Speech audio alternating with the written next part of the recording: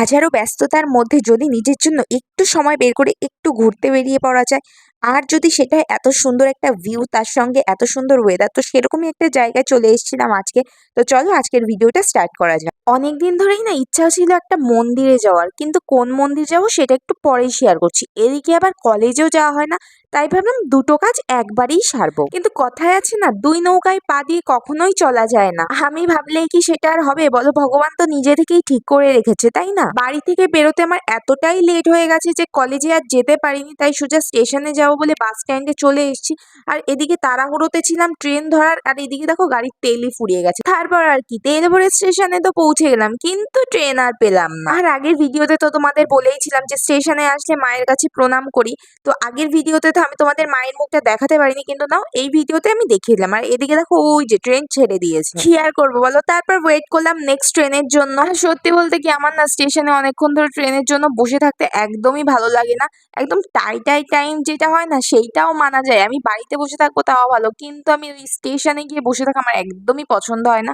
আর এদিকে না ট্রেনটা তো ছেড়ে দিয়েছে, চলতে চলতে না হুট করে মাঝ রাস্তায় থেমে গেছে। এরকম কার কার সাথে হয়েছে আমাকে একটু কমেন্টে বলো তো। কিন্তু এক নিমেষের মধ্যেই সেই খারাপ লাগাটা ভালো লাগাতে পরিণত হয়ে গেল, যখন দেখো কাদের সঙ্গে দেখা হয়ে গেল। আর এদের দেখে না আমার বাড়ির শালিকগুলোর কথাও মনে পড়ে গেছে, তাই দেখো মুহূর্তটাকে ক্যামেরা বন্দি করে নিলাম। ট্রেনে উঠলে কত ধরনের মানুষের সঙ্গে দেখা হয়, তাই না? আসলে যারা ট্রেনে বাসে যাতায়াত করে তারা আরো ভালো বলতে পারবে। আর বলতে বলতেই দেখো ট্রেনটা পাশ দিয়ে কিভাবে চলে গেল। আর এর জন্যই হয়তো ট্রেনটা দাঁড়িয়েছিল। তো ওই ট্রেনটা যাওয়া মাত্রই আমাদের ট্রেনটাও ছেড়ে দিল কালীনারায়ণপুর স্টেশনকে। আর এখানে না একটা সুন্দর ভিউ তোমাদের সঙ্গে শেয়ার করব। স্টেশনটা কিন্তু অনেকটাই বড়। আর এই যে ভিউটা দেখছো, এটাও কিন্তু আমারও প্রথমবারই দেখা।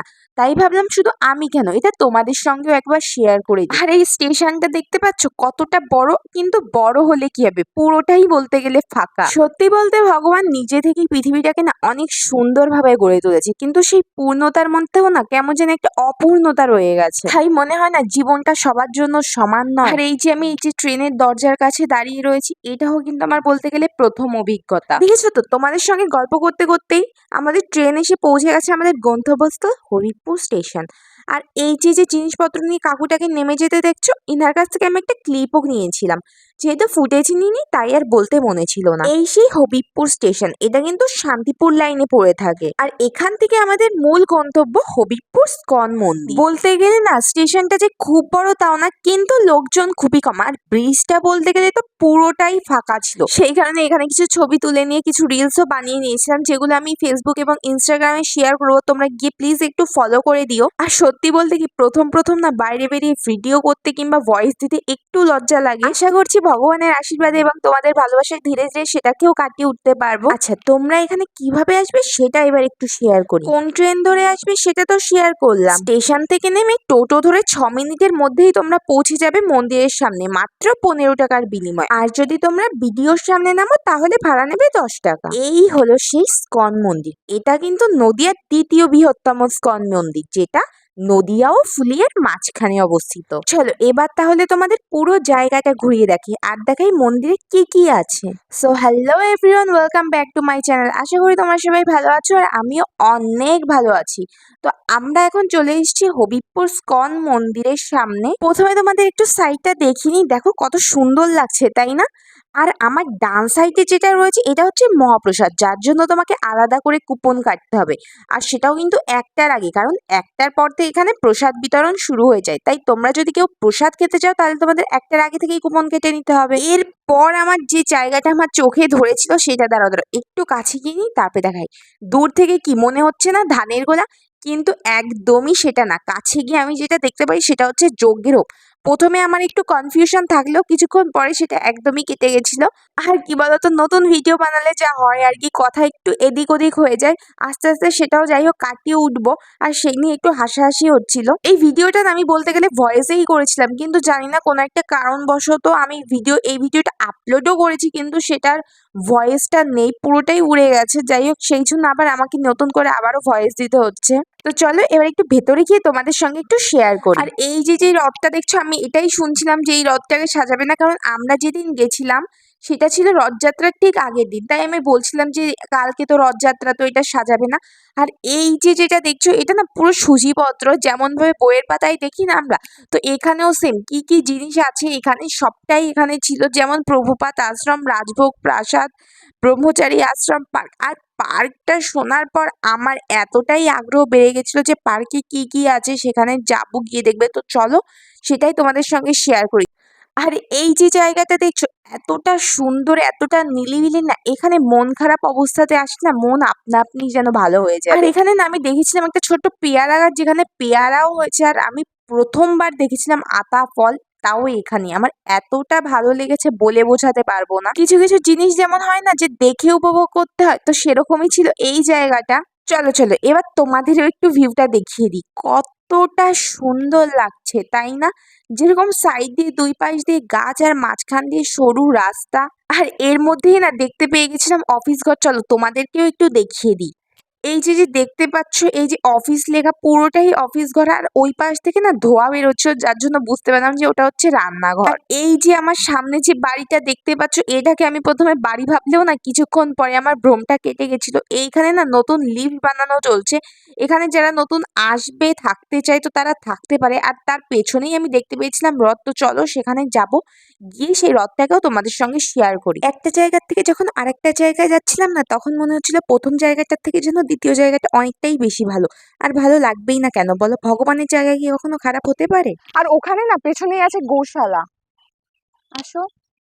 সত্যি বলতে ওয়েদারটা কিন্তু দারুণ ছিল। আসলে এরকম ফাঁকা জায়গায় সবার ধারণা কি হতে পারে যে গরম, গরমের মধ্যে তার উপর রোদ, কিন্তু না, একদমই সেরকম ওয়েদার ছিল না। ওয়েদারটা দেখতেই তোমরা বুঝতে পারছো যে কতটা সুন্দর ওয়েদার। আর তারপরে তো আরো দারুণ হাওয়া দিচ্ছিল এই জায়গাটায়। তো চলো ভেতরে যাই, তারপরে তোমাদের দেখাই গৌশালাটা। আসলে কি মনে হচ্ছিল জানো তো, যে আমরা আসবো বলেই না ভগবান এরকম করে রেখেছে। কতগুলো গরু, সবকটা শিংগুলো তেরা বেঁকা। কিছুক্ষণ এখানে দাঁড়িয়ে ভিউটাকে উপভোগ করেই না নেক্সট যে জায়গাটায় চলে গেলাম, চলো সেটা তোমাদের সঙ্গে একবার শেয়ার করি। তো এটা আমি না বুঝতে পারছিলাম না এটা কি। ওখানে একটা দাদুর কাছে শুনলাম, তো ওই দাদুটা বললো এটা হচ্ছে জগন্নাথের স্নানের ঘর, তো এখানে বসে স্নান করে। দেখো কত বড়। আর ভগবানের জায়গায় গেলে তো মনে আলাদাই একটা শান্তি কাজ করে তাই না? আর জায়গাটা এতটাই ঠান্ডা ছিল বলে বোঝাতে পারবো না। তার উপর তো ছিল আজকের ওয়েদার। পরিবেশ যদি ভালো হয় আর জায়গাটা যদি পবিত্র হয় না, সত্যি মনটাও ভালো হয়ে যায়। আর জানো তো জায়গাটা যেহেতু ফাঁকা ছিল, পুরোটার পুরো ইকো হচ্ছিল কথাটা। এর পরে যে জায়গায় যাবো, এই জায়গাতে তোমরা যদি না আসো, এই জায়গাটা যে কতটা সুন্দর আমি কখনো তোমাদের বলে বোঝাতে পারবো না। এত সুন্দর জায়গাটা লাগছিল, আর এত সুন্দর আজকের পরিবেশটা ছিল। হাওয়া দেখেছো? গাছের পাতা দেখলেই আশা করি তোমরা বুঝতে পারবে যে কত সুন্দর। আর এত ঠান্ডা হাওয়া দিচ্ছিল না, গায়ে লাগলে পুরো শরীর ঠান্ডা হয়ে যাচ্ছিল। কি সুন্দর হাওয়া দিচ্ছে। তোমরা যদি এখানে না আসো না, জায়গাটা ঠিক কতটা সুন্দর তোমরা বুঝতে পারবে না। সত্যি বলতে যেহেতু আমি বাড়ি থেকে বেরোই না, তো এরকম আমি জায়গা কখনোই আগে পরে দেখিনি, বা আমাদের ওখানেও নেই। ওই যে এই তোর জায়গাটা বান্ধবী আমার কাছে কুল অনেক গাছ বেস্ট দেখতে পেয়েছি, লেগেছে। এখন খাবো কুল। আর জায়গাটা না আমার প্রচন্ড ভালো লাগছে। আর সবচেয়ে ভালো লাগছে এই জায়গাটা, এমন একটা জায়গায় দাঁড়িয়ে রয়েছে না, এখানে উপরেই রয়েছে কৃষ্ণচূড়ার গাছ, আর কি সুন্দর হাওয়া দিচ্ছে, পুরো ঠান্ডা একটা হাওয়া। আর এটা কি আখ ক্ষেত, আর পেছনে পুকুর, সামনেই রয়েছে জগন্নাথের স্নানাঘর, আর পাশে তো মন্দির আর রয়েছে। সরি, ওটা আখ ক্ষেত না, ওটা আমাদের ছিল বাড়িতেও ভুট্টার এত ক্ষেত। গাছ আছে, চালতা গাছ আমাদের বাড়িতেও আছে। এখানেও চালতা হয়নি, আমাদের কাছেও চালতা হয়নি। আর জানো তো মজার কথা হচ্ছে, যেটাকে আমি কুল গাছ বলে এটা তেঁতুল চালিয়েছিলাম সেটা গাছ। আসলে কুল গাছ না, সেটা ছিল আমি তেঁতুল একটা গাছ। ফুল নিয়ে এসেছিলাম, এখানে মানে দেখাশোনা করে ওই জন্য চেয়ার নিয়ে বসে রয়েছে। কি সুন্দর হাওয়া।